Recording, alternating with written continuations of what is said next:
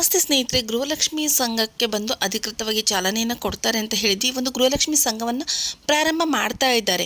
ಆದರೆ ಇದರ ಬಗ್ಗೆ ಅಷ್ಟೊಂದು ಮಾಹಿತಿಗಳು ಗೊತ್ತಿರಲಿಲ್ಲ. ತಕ್ಕ ಮಟ್ಟಿಗೆ ಗೊತ್ತಿರತಕ್ಕಂಥ ಮಾಹಿತಿಯನ್ನು ಬಂದು ನಮ್ಮ ಮಾಧ್ಯಮ ಮಿತ್ರರಾಗಿರ್ಬೋದು ಅಥವಾ ಯೂಟ್ಯೂಬರ್ಸ್ ಆಗಿರ್ಬೋದು ಹೇಳಿದರು. ಬಟ್ ಇವತ್ತು ಏನಾಗಿದೆ, ಒಂದು ಗೃಹಲಕ್ಷ್ಮಿ ಸಂಘದ ಬಗ್ಗೆ ಒಂದಷ್ಟು ಅಪ್ಡೇಟ್ಗಳು ಬಂದಿದೆ. ಯಾರೆಲ್ಲ ಗೃಹಲಕ್ಷ್ಮಿ ಸಂಘಕ್ಕೆ ಸೇರ್ಪಡೆ ಆಗ್ಬೋದು, ಎಷ್ಟು ಹಣವನ್ನು ಕಟ್ಟಬೇಕು, ಯಾವ ರೀತಿಯಾಗಿ ಸಾಲವನ್ನು ಮಂಜೂರು ಮಾಡ್ತಾರೆ, ಇದೆಲ್ಲದನ್ನು ಇವತ್ತಿನ ವಿಡಿಯೋದಲ್ಲಿ ತಿಳಿಸ್ಕೊಡ್ತೀನಿ ಸ್ನೇಹಿತರೆ. ಹೋಪ್ ಎಲ್ಲರೂ ಚೆನ್ನಾಗಿದ್ದೀರಾ ಅಂತ ಭಾವಿಸ್ತಾ ಇವತ್ತಿನ ವಿಡಿಯೋನ ಸ್ಟಾರ್ಟ್ ಮಾಡ್ತಾ ಇದ್ದೀನಿ.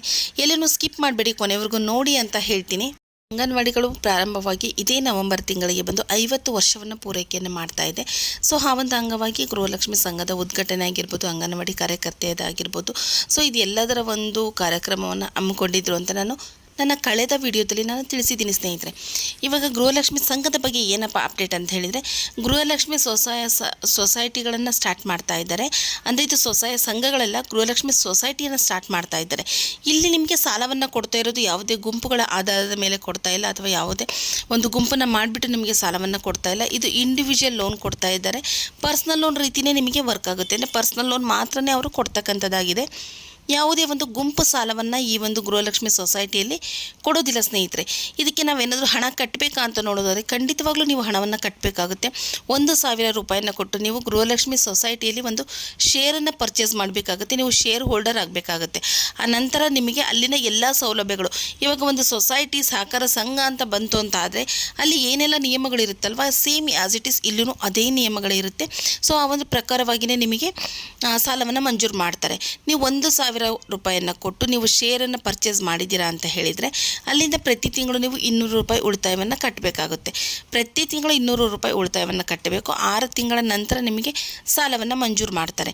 ಸಾಲವನ್ನು ಎಷ್ಟು ಮಂಜೂರು ಮಾಡ್ತಾರೆ ಅಂತ ನೋಡೋದಾದರೆ 30,000ದಿಂದ ನಿಮಗೆ 3 ಲಕ್ಷದವರೆಗೂ ಸಾಲವನ್ನು ಕೊಡ್ತಾರೆ. ಇದು ನಿಮ್ಮ ಒಂದು ದುಡಿಮೆ ಮತ್ತು ನಿಮ್ಮ ಒಂದು ಯಾವ ರೀತಿ ನೀವು ರಿಪೇಮೆಂಟ್ ಕೆಪಾಸಿಟಿ ಇದೆ ಅನ್ನೋದನ್ನು ನೋಡಿಬಿಟ್ಟು ಅದ್ರ ಮೇಲಾಗಿ ಇವರು ಕೊಡ್ತಾರೆ.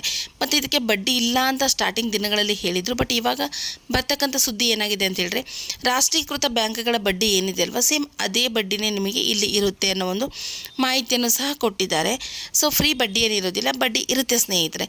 ಸಾಲಕ್ಕೆ ಯಾರೆಲ್ಲ ಸೇರ್ಬೋದು ಅಂತ ಹೇಳಿದರೆ, ಯಾರೆಲ್ಲ ಗೃಹಲಕ್ಷ್ಮಿ ಹಣವನ್ನು ಪಡೆದುಕೊಳ್ತಾ ಇದ್ದೀರಲ್ವ, ಅಂದರೆ ಗೃಹಲಕ್ಷ್ಮಿ ಯೋಜನೆಯಲ್ಲಿ ಒಳಪಟ್ಟು ನೀವು ಗೃಹಲಕ್ಷ್ಮಿ ಹಣವನ್ನು ಪಡೆದುಕೊಳ್ತಾ ಇದ್ದೀರಲ್ವ, ನೀವುಗಳು ಮಾತ್ರ ಈ ಒಂದು ಗೃಹಲಕ್ಷ್ಮಿ ಸಂಘಕ್ಕೆ ಸೇರಲಿಕ್ಕೆ ಅರ್ಹರಾಗಿರ್ತೀರಾ. ಯಾರಿಗೆಲ್ಲ ಗೃಹಲಕ್ಷ್ಮಿ ಹಣ ಬರೋದಿಲ್ವೋ ಅವರು ಈ ಒಂದು ಸಂಘಕ್ಕೆ ಸೇರಲಿಕ್ಕೆ ಅರ್ಹರಾಗಿರೋದಿಲ್ಲ. ಸೊ ಮತ್ತು ಇನ್ನೊಂದು ಕ್ವಶನ್ ನಿಮಗೆ ಕಾಡ್ಬೋದು, ಗೃಹಲಕ್ಷ್ಮಿ ಹಣ ತೊಗೊತಕ್ಕಂಥವ್ರು ಎಲ್ಲರೂ ಈ ಒಂದು ಗೃಹಲಕ್ಷ್ಮಿ ಸಂಘಕ್ಕೆ ಸೇರಬೇಕಾ ಅಂತ. ಖಂಡಿತವಾಗಿಯೂ ಇಲ್ಲ, ಎಲ್ಲರೂ ಸೇರಬೇಕು ಅಂತ ಏನಿಲ್ಲ. ಅದು ನಿಮ್ಮ ಒಂದು ಅಭಿಪ್ರಾಯಕ್ಕೆ ಬಿಟ್ಟಿದ್ದು. ಇಲ್ಲಿ ಯಾವುದೇ ಬಲವಂತ ಅಂದರೂ ಖಂಡಿತವಾಗ್ಲೂ ಇಲ್ಲ. ನಿಮ್ಮ ಅಭಿಪ್ರಾಯ, ನಿಮ್ಮ ಇಚ್ಛೆ ಅಂತ, ನೀವು ಇಷ್ಟ ಇದ್ದರೆ ಸೇರ್ಬೋದು, ಇಲ್ಲ ಅಂದರೆ ಇಲ್ಲ. ಧರ್ಮಸ್ಥಳ ಸಂಘ ಓಪನ್ ಆಗಿ 20 ವರ್ಷಗಳಾಗಿದೆ. 20 ವರ್ಷಗಳಲ್ಲಿ ದಾಖಲೆಯನ್ನೇ ಬರೆದಿದೆ. ಸೊ ಆ ಒಂದು ನಿಟ್ಟಿನಲ್ಲಿ ಖಾಸಗಿ ಸಂಸ್ಥೆಗಳಿಗೆ ಹೋಲಿಸ್ಕೊಂಡ್ರೆ ಧರ್ಮಸ್ಥಳ ಸಂಘ ತುಂಬ ಚೆನ್ನಾಗಿ ನಡೀತಾ ಇದೆ. ಖಾಸಗಿ ಸಂಸ್ಥೆಗಳಿಂದ ಜನರಿಗೆ ತುಂಬ ಒತ್ತಡ ಆಗ್ತಾ ಇದೆ. ಅದನ್ನು ನಾವು ಕಡಿಮೆ ಮಾಡಬೇಕು. ನಮ್ಮ ಮಹಿಳೆಯರು ಸ್ವಾವಲಂಬಿಗಳಾಗಬೇಕು, ಮತ್ತು ಅವರಿಗೆ ಒಂದು ದುಡಿಮೆ ಆಗಬೇಕು, ಅಥವಾ ಮಕ್ಕಳ ಫೀಸ್ ಆಗಿರ್ಬೋದು, ಬೇರೆ ಯಾವುದಕ್ಕೂ ಆಗಿರ್ಬೋದು, ಒಂದು ಧನ ಸಹಾಯ ಅನ್ನೋದು ಆಗಬೇಕು ಅನ್ನೋ ಒಂದು ಇಂಟೆನ್ಷನಿಂದ ಈ ಒಂದು ಏನಂತ ಹೇಳಿದರೆ ಗೃಹಲಕ್ಷ್ಮಿ ಸಂಘವನ್ನು ಇವರು ಮಾಡ್ತಾ ಇದ್ದಾರೆ ಸ್ನೇಹಿತರೆ. ಇದು ಇಂಡಿವಿಜುವಲ್ ಪರ್ಸ್ನಲ್ ಲೋನ್ ರೀತಿಯೇ ಇರುತ್ತೆ. ಸೊ ಇದಾದ ನಂತರ ಇನ್ನೊಂದು ವಿಚಾರ ಏನಪ್ಪ ಅಂತ ನೋಡೋದಾದರೆ, ಕಾಂಗ್ರೆಸ್ ಸರ್ಕಾರ ಇರೋವರೆಗೂ ಮಾತ್ರ ಈ ಒಂದು ಗೃಹಲಕ್ಷ್ಮಿ ಸಂಘಗಳು ಇರುತ್ತಾ. ಗೃಹಲಕ್ಷ್ಮಿ ಸಂಘಗಳು ಮುಂದಿನ ದಿನಗಳಲ್ಲಿ ಬೇರೆ ಸರ್ಕಾರ ಅಧಿಕಾರಕ್ಕೆ ಬಂತು ಅಂತ ಹೇಳಿದರೆ ಆವಾಗ ಇದು ಇರೋದಿಲ್ವಾ ಅನ್ನೋ ಒಂದು ಕ್ವಶನ್ಗೂ ಸಹ ಅವರು ಉತ್ತರವನ್ನು ಕೊಟ್ಟಿದ್ದಾರೆ. ಸರ್ಕಾರ ಬದಲಾವಣೆ ಆದರೂ, ಯಾವುದೇ ಸರ್ಕಾರಗಳು ಬಂದರೂ ಗೃಹಲಕ್ಷ್ಮಿ ಸೊಸೈಟಿಗಳು ಮುಚ್ಚುವುದಿಲ್ಲ, ಗೃಹಲಕ್ಷ್ಮಿ ಸಂಘಗಳು ಮುಚ್ಚುವುದಿಲ್ಲ. ಇದು ನಿರಂತರವಾಗಿ ಕಾರ್ಯ ಆಗ್ತಾನೆ ಇರುತ್ತೆ. ಇದು ಯಾವತ್ತೂ ಸ್ಟಾಪ್ ಆಗೋದಿಲ್ಲ ಅನ್ನೋ ಒಂದು ಮಾತನ್ನು ಸಹ ಸ್ವತಃ ಲಕ್ಷ್ಮೀ ಹೆಬ್ಬಾಳ್ಕರ್ ಮೇಡಮ್ ಅವರೇ ಸ್ಪಷ್ಟನೆಯನ್ನು ಕೊಟ್ಟಿದ್ದಾರೆ. ಗೃಹಲಕ್ಷ್ಮಿ ಸಂಘಕ್ಕೆ ನಾವು ಅಧಿಕೃತವಾಗಿ ಚಾಲನೆಯನ್ನು ಕೊಡ್ತೀವಿ. ಆಲ್ರೆಡಿ ನಾವು ಅಪ್ಲಿಕೇಶನ್ಗಳನ್ನು ಸಂಗ್ರಹ ಮಾಡಿದ್ದೀವಿ. ಸೊ ಲೋನ್ ಬರಲಿಕ್ಕೆ 6 ತಿಂಗಳ ಕಾಲಾವಕಾಶ ಬೇಕಾಗುತ್ತೆ. 200 ರೂಪಾಯಿ ಉಳಿತಾಯ ಕಟ್ಟಬೇಕು, ಮತ್ತು 1,000 ರೂಪಾಯಿ ಶೇರ್ ಹೋಲ್ಡರ್ ಆಗಬೇಕು. ಎಲ್ಲರೂ ಕಂಪಲ್ಸರಿ ಅಂತೇನು ಇರೋದಿಲ್ಲ.